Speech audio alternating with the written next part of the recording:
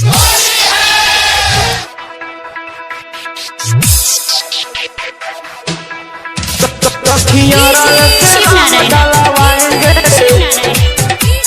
राजा जी के बाहर भेजाएंगे भेजाएंगे।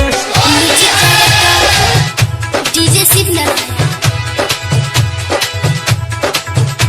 हो आ गइल सखी सुन फागुन के महीना, फागुन के महीना। ऐसे कैसे रंग खेलब यारावा के दीना, यारावा के दीना। हो आ गइल सखी सुन फागुन के महीना, ऐसे कैसे रंग खेलब यारावा के दीना, यारावा के दीना। कही देवर से रंग की नवाएंगे, अपने राजा जी के बाहर भेजाएंगे, सखिया से रंग डलवाएंगे। हो अपने राजा जी के बाहर भेजाएंगे, अपना यार से रंग डलवाएंगे, डलवाएंगे।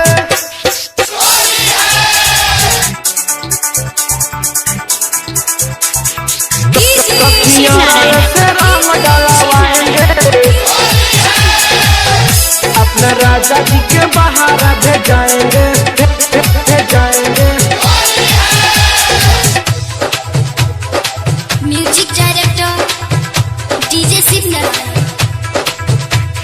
होली खेले खातिर नया जो होली सिलाएंगे, खेले खातिर होली यार को बुलाएंगे, यार को बुलाएंगे, बुलाएंगे।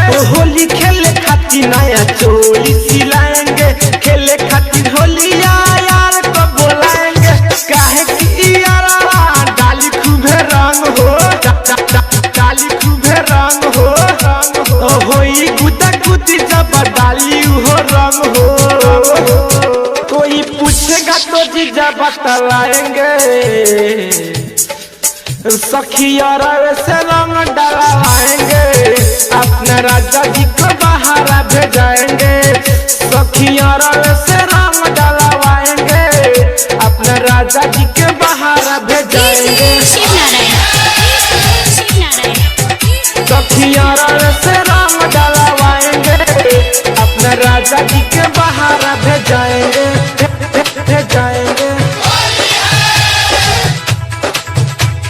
रही जब कुमार तो रंग बड़ी डलल, दूनु फुलावा न तो है फुलावाला, फुलावाला। हो रही जब कुमार तो रंग बड़ी डलल, दूनु फुलावा न तो है फुलावाला। गजब के रंग डाले राइट मंजूर हो, डालत गुदगुदी होला लहंगा भीतर हो। होली खेले खातिर अनिल अकेला को बुलाएंगे,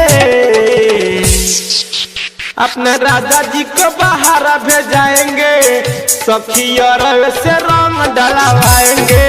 हो अपने राजा जी को बाहर भेजा